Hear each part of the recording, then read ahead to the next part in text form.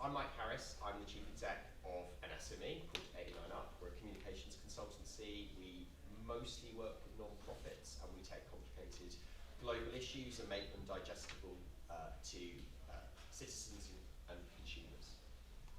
And let me bring Douglas. I chair SMEs for Labour, but I'm also a small business owner running a couple of really nice restaurants in Waterloo. If you happen to be in London. Which ones? Troya and Westminster Kitchen. Oh. And they are superb. South London.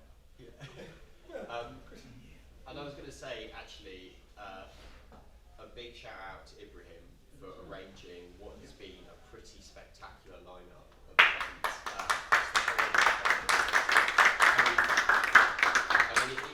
It is genuinely fantastic to see business being put right front and centre at Labour Conference for the first time in a long time. I think the events that we've seen are really high quality, and the number is quite spectacular.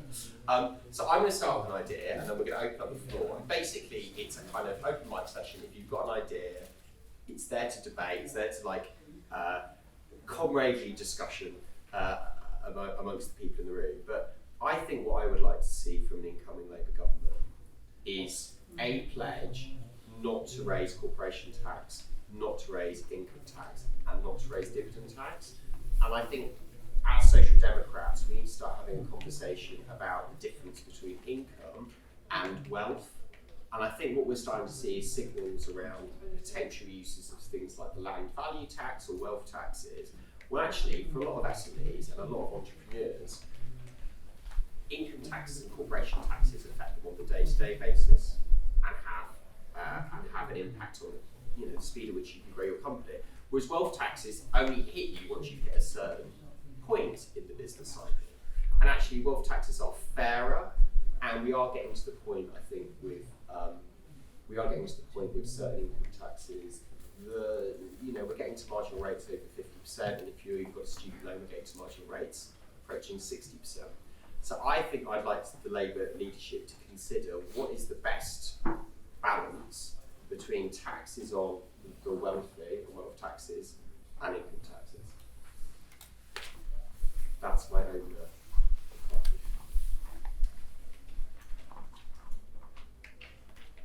Do we have anyone in the room that wants to throw something in? Yeah, I'll chuck something in. Right. Is that right? Yeah, hi. I'm Pete Robertson. I used to run a SME series manufacturing business in North Wales, but I'm currently representing the Food Drink Federation in Wales. So, vast predominantly the food businesses across the whole of the UK are obviously SMEs, and in Wales they're micro SMEs. Then, from the tax perspective, one of the things I would be looking to do is try and encourage them to invest, and try and find a way to put a progressive system that allows them to benefit from investing. How you do that in terms of, back to your point about getting certain levels, a lot of the smaller businesses, they need you can talk about decarbonisation, you can talk about automation, all these various different things, but what seems to stop them is just the money in their pocket and having that ability to do that. So, I mean, one of the models to think about, and just I'll unashamedly talk about Wales as a development bank of Wales. And actually there's a way to help give capital and tax regimes to allow businesses to embrace the challenges and find a way forward. So on tax, that would be what I would like to add, if that's okay. Brilliant. And I'd just like to add, the civils scheme, which meant that you could get capital for your business without a personal guarantee for directors. Why have we not done this before? You've got SMEs across the country which have recapitalised their balance sheets that now have working capital to invest in their businesses. Yeah. Okay, it's underwritten by the taxpayer, but I think that's probably going to end up as one of the most smart investments made. Lots of SMEs are going forward with actually quite strong balance sheets, and that means they can invest, they can take on staff, they can invest in machinery. I think that will be seen as the multiplier effect on that in a few years down the line. I think will be really interesting to see. Anyone else want to judge me? Yeah, it's a kind of more of a political question. So I work for a Labour MP, and one of the things that we've had really most luck during the pandemic is SME owners, self-employed, writing in about lack support from the government on the one hand,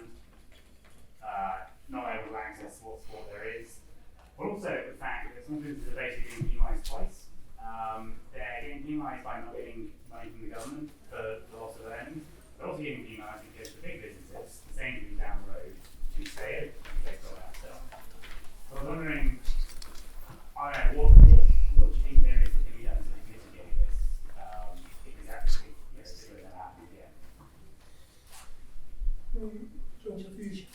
I think all businesses go through a lot of difficulties due to COVID, but prior to COVID, the economy was not as strong as it's supposed to be, I would say. But now, with all these extra support being provided by the government, I think most of the SMEs will find a way to benefit from some of those grants or support available. But there are hundreds of thousands, I would say, people from restaurant, food and drinks businesses who have continuously struggled, and they continue to struggle now. They will not be, some of them will not see the end of tunnel. Some of them will end up closing down.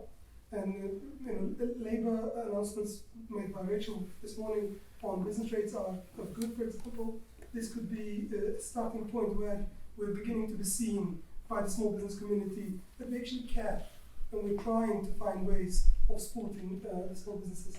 And with these, we will see more announcements coming through. Obviously, we talked about taxation. There's got to be a fair taxation on everybody, large, small, businesses, employers, and so on. We're all contributing to the same treasury, trying to make life better for everyone.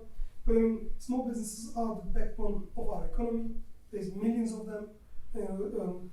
If you look into numbers, 60 million people employed by this industry. It's disunited. There are several organizations trying to be the voice of each sector, but because we're not, we're not a large corporate with a huge budget into public affairs or PR, we are seen to be the people who can be forgotten about. I think whether we are self-employed or running a small business, we should be a bit more outspoken and make the case and say we are millions of people as business owners, but also as employees in this sector, and we could make a difference by, if the Labour Party begins actively to try to win us over, things could be better for our businesses. I think just to add to that, there's also a gap of protection. So if you had a small business and you paid yourself in dividends, you didn't get any furlough support, right? Perhaps fair enough. Like, there was a lot of taxpayers' money being thrown at this.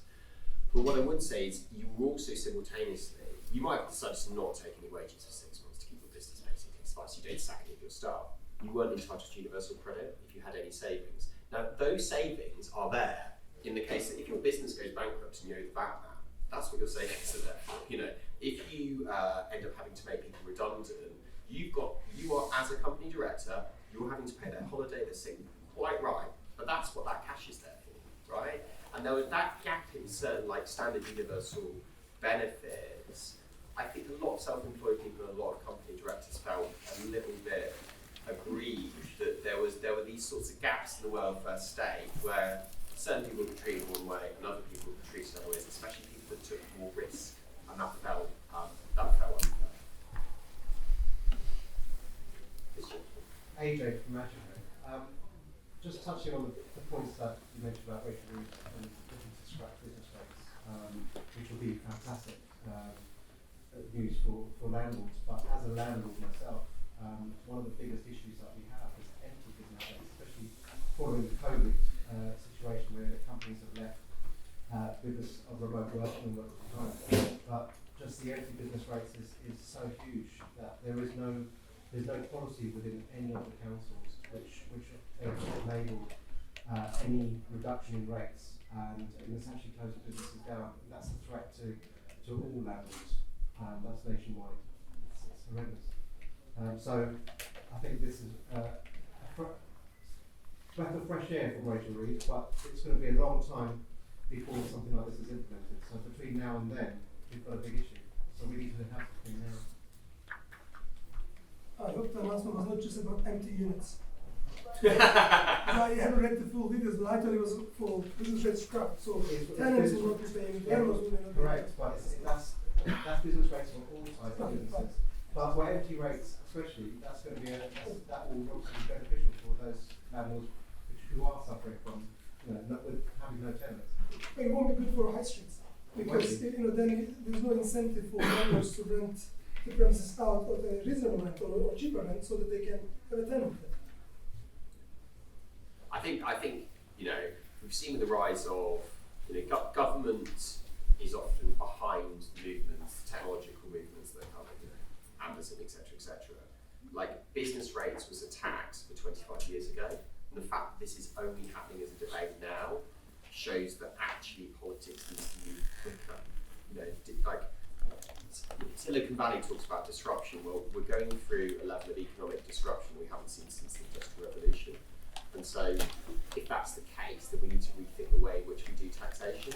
And I think it's very interesting that we're starting to have the debate in the Labour Party now, which is great. The government is still behind the wheel, behind on this. And business rates, I've got a central London office.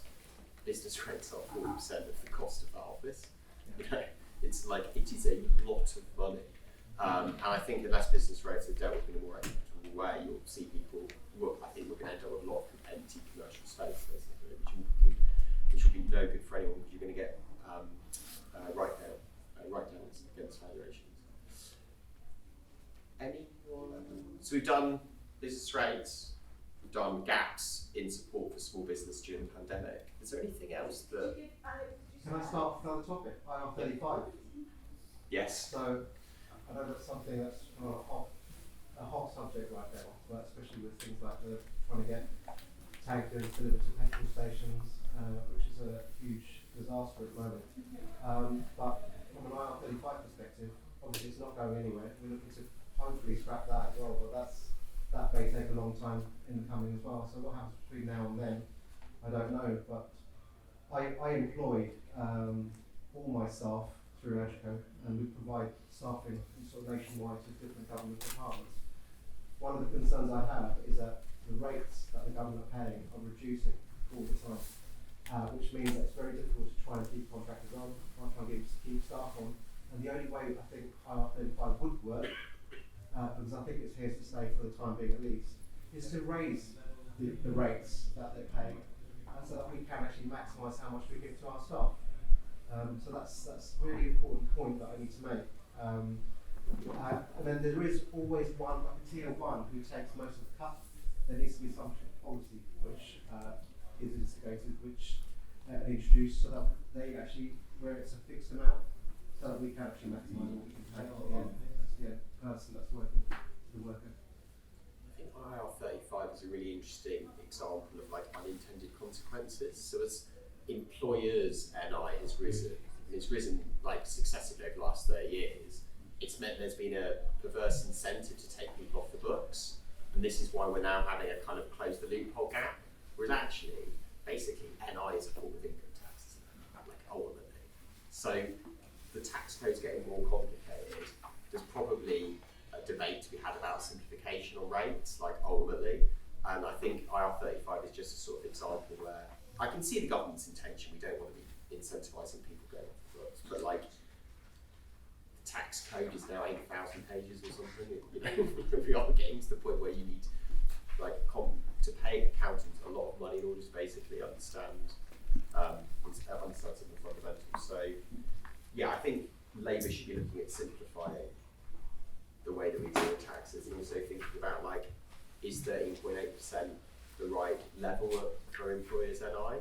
Is that having a distorting effect on labour markets? I don't know, but we should look into it, I think. I think there's a growing number of unemployment due to COVID within certain sectors. So government wants businesses to reorganize and start recruiting again, but the trade is not back. And on top of everything that those small businesses are going through, then you have to deal with all other issues arising from those new changes the government's trying to introduce. So it's not fair on those small businesses who would end up paying much higher fees to legal or accountancy sort of services to be updated and to make sure that they're doing the right thing in relation to their tax affairs. Do you have any other challenges to SMEs? So these, I think, also is there anything Labour should stop doing on small business? Is there anything they should not involve in? Do you know what I mean? If we were giving some advice to the Labour Party on its position as regards SMEs, the stuff we want the Labour Party to do, I think business rates is a really great example of what we could have before. And land value tax could be a really smart replacement, or additional online sales taxes. But is there anything the Labour Party should stop doing, or any other ideas that people have for like how the Labour Party can have a stronger offer to small business? Sorry, I just came in now, so I don't know what the conversation was before that. My name is Relitza. I'm a small business owner, more in the business development and international trade space. And what I would say is not a criticism to the Labour Party, but just a suggestion around, some of our clients are very big corporations, some of our clients are very small corporations. Not corporations, but small organizations. And we treat it like a corporation, so when we become a supplier to a big, let's say, telecommunications company or something like that to support them with their business growth, we go through hoops of documents we've got to fill in, requirements that we've got to meet, and they're exactly the same requirements as you have if you're a multi-billion pound business. So if we can see anything from Labour to support that, or even the current government, that would be amazing. I think there's something really interesting about how technology could like standardise procurement methods. Like, why do we all fill in like 85 different procurement forms? There might be very simple things the government can do through the government gateway, which is like, okay, you put your details into that API, that's it. And that doesn't cost, it costs a tiny amount of taxpayers' money, but the benefits for all of us could be actually, so that I think that's a really nice standardised procurement. Also paying on time. I think the deeper problem for me is that Labour need to come up with something more innovative, more stretching, but more plausible to really get any cut through on this issue at all. And business rates and various VAT, etc., are all just well-trodden territory. And my own belief is that, and we were talking about this before, we are just so massively out of date with the way we categorize and understand the economy in and of itself, let alone issues to do with income and wealth creation. And whether your savings against director's liability for outstanding VAT debt is actually wealth or not, as an example. But one of my favorite, this will make me sound a bit sad, forgive me, but one of my favorite exercises is, on the tube home from an invented, say, Tech London advocates, to categorize 5 of the people I've met into the SIT codes. And it will almost, it'll either be IT other, or it'll be like manufacturing other, banking other, finance other. So, we just need to contemporize the way we think about business across the board, and then build taxation policy on top of that. And I think there is a sort of historic opportunity, because all governments worldwide are facing massive amounts of public debt, to just re-establish what good income generation for national governments looks like. And it's also just simply the case that the lazy old school mechanisms based on consumption just won't generate the revenue. Petrol tax, tobacco, there's no way you can, even if you treble it. So I think there's a whole thing there, but I think it begins with, what is a small business? What are they really doing? What is their supply chain? What is their goods? What is and all of that is just so hopelessly out of date, unless you're really doing the kinds of jobs that haven't evolved very much in the last century, that you're off to a loser no matter what the tax policy. So I would start with how we categorize the economy. I think that's really interesting. And also, quite a lot of our economy now is intangible. It's basically intellectual property and knowledge. My business is entirely intellectual property and knowledge. That's what we trade when 50% of our turnover is overseas. And it's really interesting the different levels of, say, for example, IP protection, or that you get as different sizes of companies. It's really easy to protect your IP if you're enormous. It's really hard if you're an SME. And so, I think that's a really interesting thing. I think there is probably a case to start from the beginning and ask fundamental questions about what are we trying to do, and work backwards, because I think fundamentally tinkering around with a penny here or a penny there, well, the whole structure of the economy, fundamentally our tax system is exactly the same as what it was in 1940, and a million people don't work in mines anymore, for instance. something else about small businesses is we high streets, smaller businesses with bricks and mortar, sort of premises-based businesses in local neighborhoods. If a business owner decides to join the Labour Party, they get invitations to attend meetings, CRP meetings, and so on. And what I hear from some of those friends is that if they turn up at one meeting, they don't want to go back for a second meeting. They don't really feel that they're welcomed, because majority of our other attendees are not small business owners, and they don't really see a reason for a small business owner being present in a room. And that's an issue that we need to, I think, speak about a bit more and see if there's a way for us to encourage those CLP activists or CLP EC members to make it a bit more friendlier for small business owners. And by doing this, they will be able to attract more people to join the party, but more people to support the local party in their aims and objectives. But also, I think maybe we need to start thinking about government's role. So, and how do we reshape the government if Labour wins the next election? Why don't we consider our government to become a platform like Just Eat for restaurants?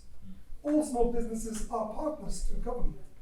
All individuals, all citizens are partners to government.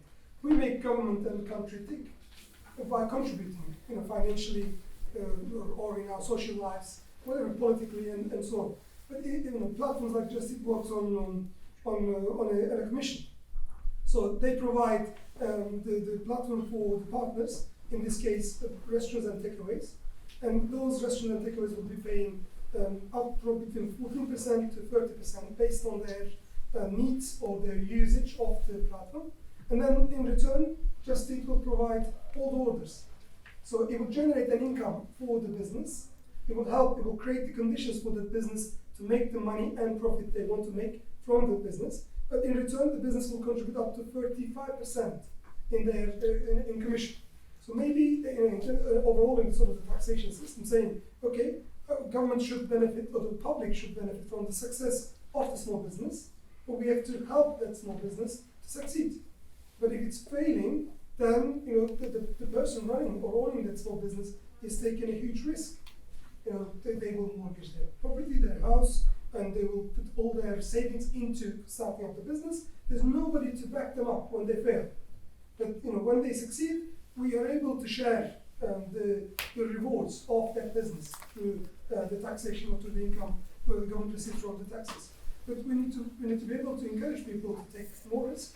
But by taking more risk, maybe we should be in a position to say, okay, if some sort of a balance, the business fails, we're there to support and to get the business up and running again, to provide the support with whether it's cash investment through cigarettes or some other ways, or if it's about a fair way of taxation. So business rate is gone, but I'm sure we'll have to raise some more money. So where do we get the money from? If we target the same members of the society who are the risk takers and entrepreneurs, then it doesn't really matter, because we're not taking money from them through business rates, but we're asking them to pay the same amount or more through a different way. So it doesn't really help directly. We have to be in a position to clarify and make people feel that we are genuinely trying to be on their side. I think there's a really important point, which is entrepreneurs and entrepreneurship is a way for lots of people to move through society, right? And it's one of those things where there are very limited barriers. Like, it's very hard often to get ahead in the public sector, because the public sector is based on, like, you go in through an elite university, you do X, Y, and Z, right? Which is fine, because the public sector is really smart people, but it's often based on qualifications, whereas actually entrepreneurship is the way that people get very strong social mobility without qualifications, etc. And so I think the answer of, like, who gets startup capital is really important. And, like, actually social democratic parties, like, if one of the things we want to do is to even out the distribution of wealth, actually small business is a really effective way of doing that. And it shouldn't be a Tory government that is that's leading the charge on capitalising small businesses. Actually, Labour need to have a narrative which is like, if you want to take a risk, you want to get ahead, we'll put 50k into your business. The multiplier effect on that could be enormous. Sorry, is it here? Yeah, no, good. And actually, just to pick up on the strands from what both of you just said, that may sound contradictory to what you said, but do you recognise the point about in other Labour circles, the business badge being a bit of a a negative, and that needs to stop. That's not helpful for anybody. We've all got a contribution to make, and I think it's a very healthy thing. But actually, I would go beyond the SME. I know this is an SME section, but I'd go beyond the SME side of it and say it's business in general. It's big business, middle ranking business, all business. We need to have a proper, mature discussion. There are going to be some things where there are going to be disagreements, where there are going to be butting of heads. Of course, that's not given. But we need to have a sort of proper, respectful discussion and dialogue around those things. I'm proud to be in the Labour Party. I'm also proud to run a business, and I've got no problem with that. I love helping other people run their business. One of the reasons for that is it ends up generating work opportunities for those people, and that's great. Got no problem with that. So, and none of us really should. The point you made about go back to your business and patent rights, and the fact that you say that half of your business is for people abroad. Actually, that sort of rings a bell, because I think that when we're talking about trade policy, the conversations are a long, long way from SME type businesses. Now, I'm not saying that every one of those conversations around trade policy needs to sort of have an SME dominant part of it, but trade policy and trade protections in trade agreements and in bilateral investment treaties and so on are predominantly geared for bigger businesses, because they're the ones who are hurt.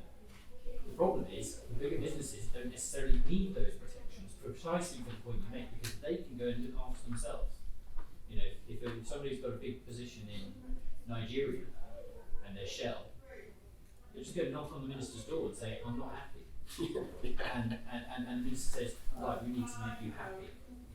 If somebody else with an SME level business that has a big position in Nigeria is aggrieved, they're not going to get hurt. So the protections actually need to be geared more, not less, more for them.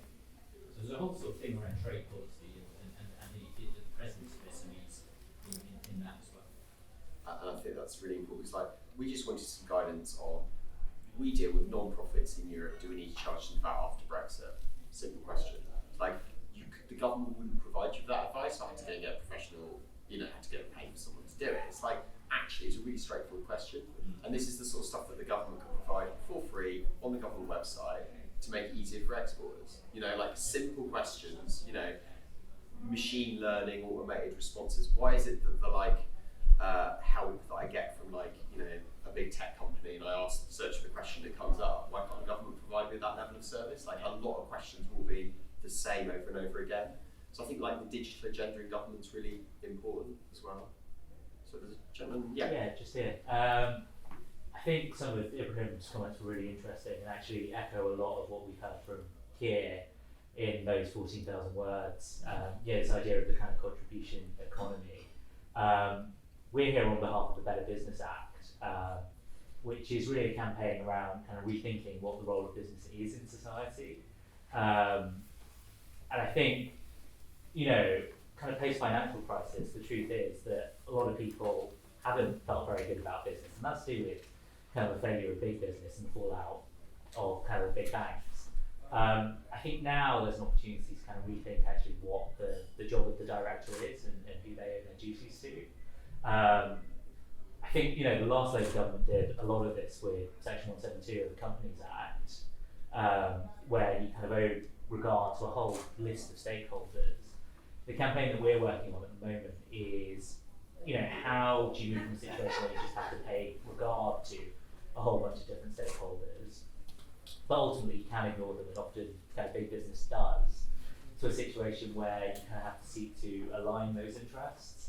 I think that's a really interesting opportunity to kind of bring business back into the fold, right, into the Labour fold, is if business is more stakeholder orientated. And I know kind of SMEs will do that stuff routinely, but I think there's a real opportunity to kind of legislate for it, and kind of massive opportunity there. I think in a free society there should be a private space for individuals to go make as much profit as they want. That's like a free society. That's not my view of the world, and I think that it would be good to have Labour narrative around the constructive roles in which businesses can play in their local communities. Like ultimately, most people's high streets, 50% of the jobs are local businesses. Those are people who are investing in those communities, creating jobs in those communities, the profits stay in those communities, the corporation tax is paid into the exchequer and kept in those communities. Like a world in which only big business exists, you know, is a sort of slightly terrifying prospect. You know, not just in the role that big business has to play.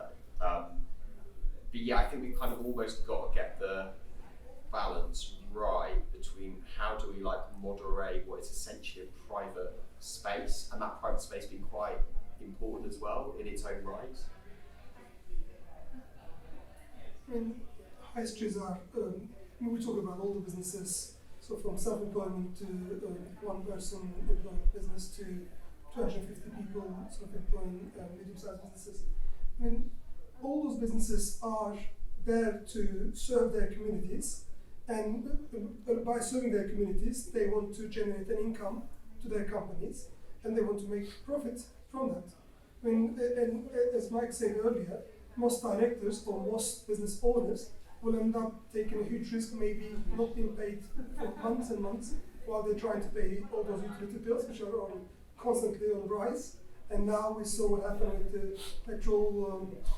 I guess it's got something to do with Brexit, alongside maybe something to do with COVID, but mainly Brexit-related matters. So some people in government are making decisions based on their world vision, but they're not paying much attention to the actual needs of those small businesses. Some decisions are quite ideological by the current government, and they don't really seem to care about those businesses affected by it directly. And that's a good opportunity for Labour, alongside being a very disadvantageous sort of position for small business owners. Labour could occupy this space quite quickly, because we're all going through difficulties, whether you're running a supermarket, or you're running a restaurant, or you're running a consultancy company. It's all difficult. But and Labour has to be a bit more outspoken and supportive of those businesses. I mean, we want to generate an income needed to look after our citizens, to make sure everyone has equal opportunities, everybody has a decent chance in life, they have a decent housing, decent job. It's all great.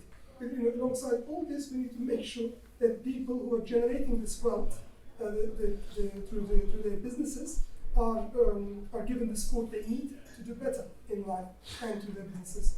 Mike also mentioned social mobility, which is a key thing. I mean, I was born into a Kurdish family from Turkey. My father was an asylum seeker. He claimed asylum in UK. He was given refugee status. Then we were brought over as part of a refugee family union program at the age of 14. And I had no choice but to work in a restaurant in Mayfair at the time for 5 years. Then I worked in several different jobs. But I realized I want to contribute more into this country, because this country has given me, my family, a safe haven. So I want to be able to contribute economically, but also socially and politically.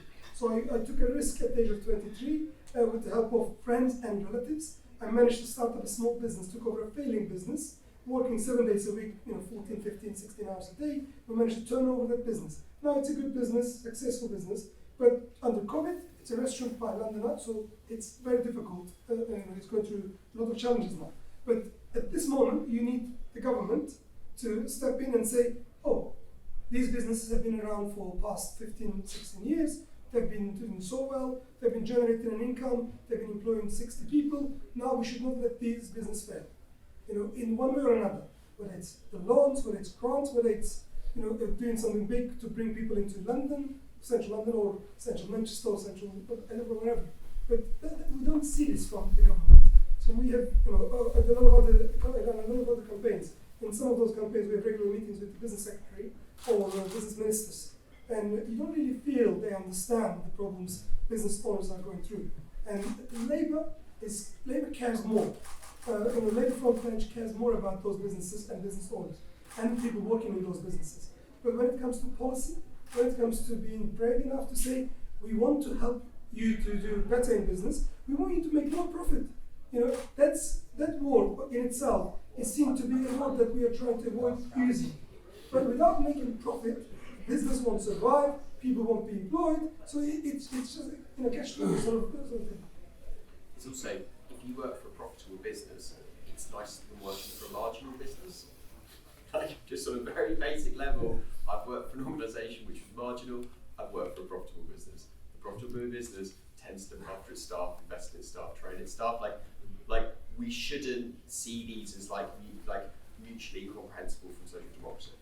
Like actually having an ecosystem of profitable businesses means we're more likely to achieve our social democratic ends. Do we have more contributions from the floor? I've got one question on VAT. So VAT is at different levels for different organisations. For hospitality, tourism, it was lowered. It was just lowered temporarily. For the majority of businesses, it's still 20%. It's still quite a lot. And I think those businesses that are still operating at 20% needs to be reduced. But it needs to be locked in. It needs to be more consistent. And it needs to happen. Yesterday.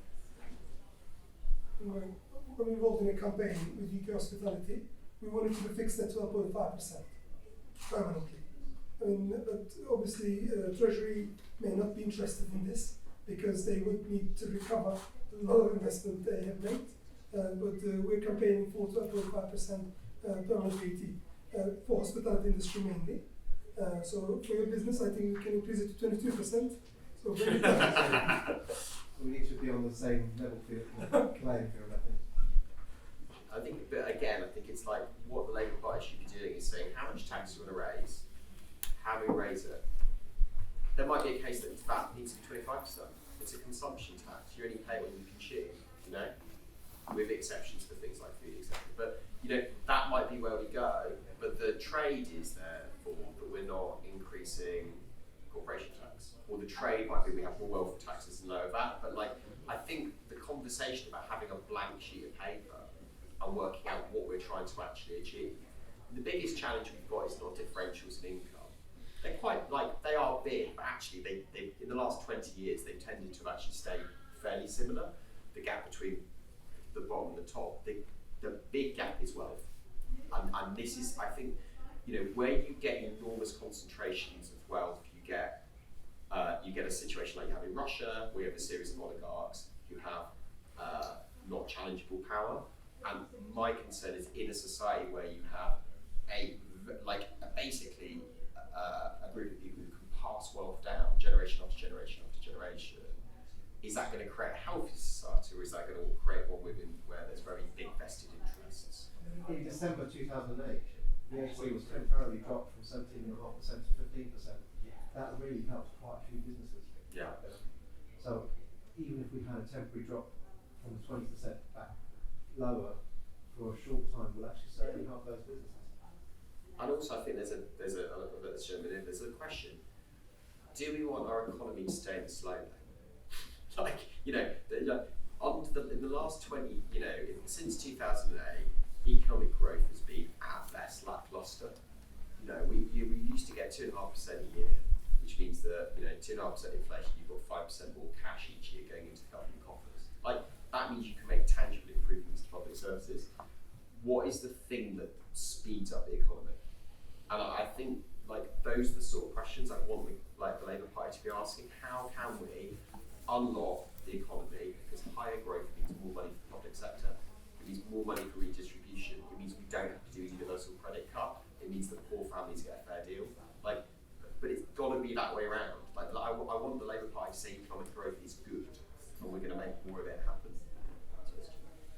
Yeah, I just want to go on another topic just because it's a practical suggestion on the whole net zero decarbonisation. Where do you go?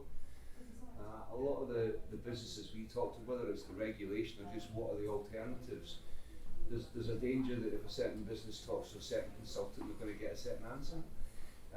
And from that point of view, there's a potential to provide some sort of support. There's independent, an independent body that goes around and helps businesses understand what the hell they need to do, especially about a lot of people don't even know where they are now. Where are they? They know way of measuring it. But to pick your point, even about resources, they don't have the resources to even tackle it and to do this work.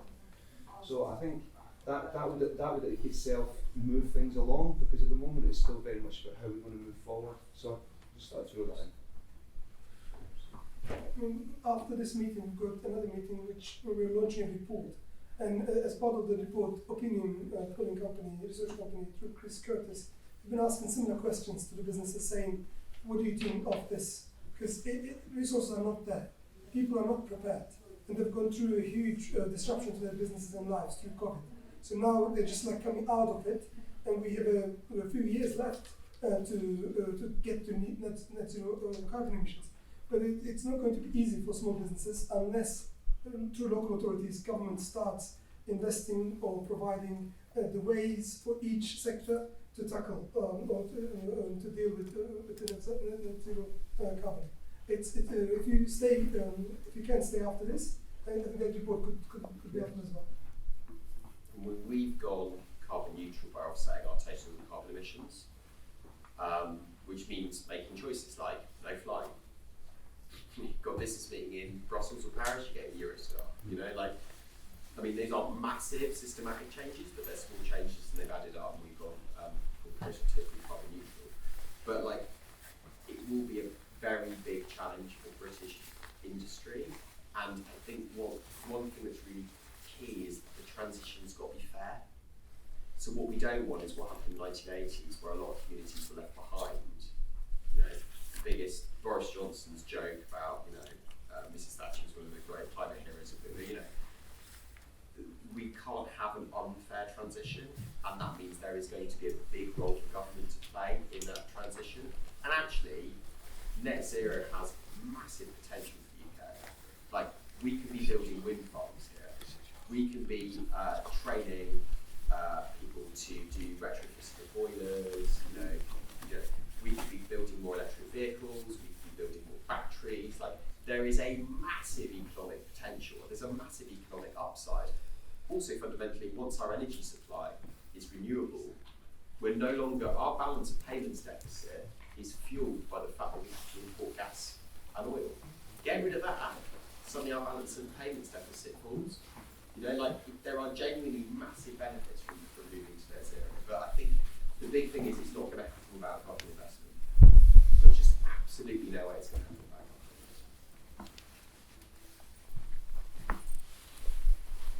Anyone for any more?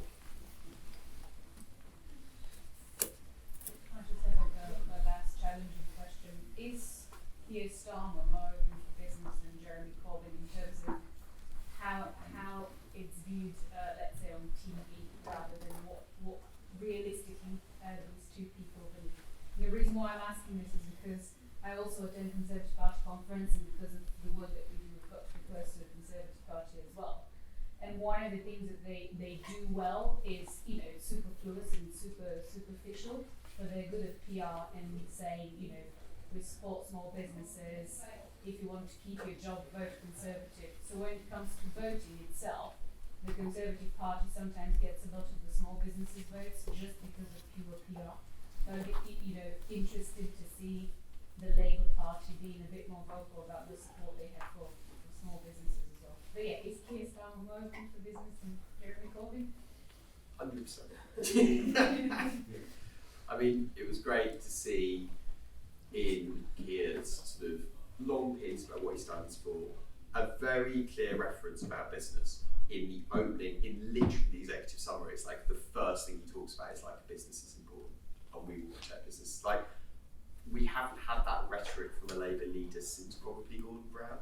In actuality, I think Ed Miliband's rhetoric often with the predators and, you know, like, what he was trying to talk about really was cartel and monopoly-like behaviour, which is bad for everyone. It's bad for all businesses, and actually competition, and when you don't allow competition, it's highly problematic. So Labour needs a strong line on that. But I think with Keir, there's certainly a very different tone, and I think that's really good. And I think, to be honest, like, a lot of small business owners are deeply unimpressed with what's going on at the moment. You know, I think I was joking last night. I said, you know, we might be in the stage where we're going to the next year election and say Labour will make sure there's petrol in your car and food on the shelves. You know, like, our retail offer to people is, yeah, we'll make sure you've got petrol in your car.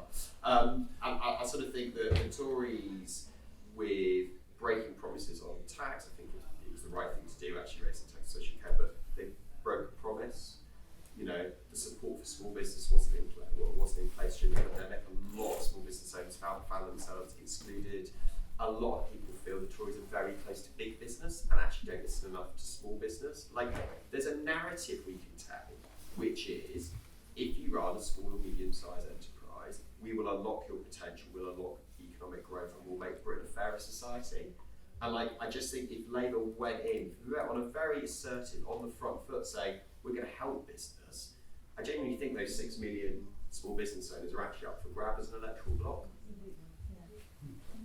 You always need to remember that helping businesses is helping workforce. It goes hand in hand, I think. Then we get the next So one. I just want to dive in, just picking up what was an interesting question, even if it was meant to be a solvable question. But I mean, obviously it's right. Obviously, it's true that it's easier to have that narrative with business under a Starmer leadership and Corbyn leadership. I'm not a supporter of John McDonnell. He spoke to business. He had real conversations with business. And I think it's worth remembering that people across the Labour Party are able to talk to business. Because John McDonnell, even with sort of set of ideas that I don't share, was genuinely able to talk about business. And that's a really, a strong thing. And I think it's not enough for us to just say, well, Jeremy Corbyn doesn't look like business, therefore it must be better now. There are things we can pick up. We need to challenge, I think we have to challenge the leadership and say, it's not enough to say we're different, we want to see tangible stuff. And also, John McDonnell wanted corporation tax at 26p a pound. What's it going to be next year? Right. 25p a pound. There You know, like, yeah. But also the point that's made that's implicit. Not just point. That the business people will default to Tories is there, and we've got to be realistic. They will hear that sort of, it's better for business to vote Tory. I mean, my wife's family's Gujarati Indian, it's full of people with small businesses, and they will absolutely sort of adopt that. Even when you break it down into individual policies and how the Tories have messed up the economy for everybody, they will still end up saying, yeah, the Tories are better for business. There's a lot to do. But if we got half that vote, Yeah, I know, you're right. you know, If you look at the polling that's being done with people like Forgotten Limited, most of them voted Tory. None of them are going to vote Tory now, but they are not seeing us as the alternative yet, because we've not been loud enough about it. Even when we came out with some sensible ideas about changing business support, we would have supported small businesses. We weren't loud enough. We're just not plugged into a way of talking about these issues in a way that makes sense to people. So, like I say, people default to, the Tories are the party of business. So, we've got to show them that actually there are issues by talking to small business owners and say, well, actually, these are issues that we could do something about for you. imagine if all our councillors were out, going out into pubs, going out into commercial premises and saying we're going to get rid of business rates. Fundamentally, we know that the playing field's not fair. We're going to get rid of business rates. Pubs up and down the country, landlords are very critical people. Remember, we cut duties on beer under Gordon Brown. It's like, actually go in. There's your offer. You'll be better off under Labour. Beer duty. Sorry, I am a pub. I am a pub landlady. No, but beer duty, it's a red herring because I don't pay beer duty. That's paid by my landlords. So if you want to help us, business rates is one thing. Reforming pubs code legislation is another thing that we desperately need to see right now. Action on rents, proper assessments of fair maintainable trade. These are all the issues that we've got. Our next meeting is about to start. This is it for the next meeting anyway.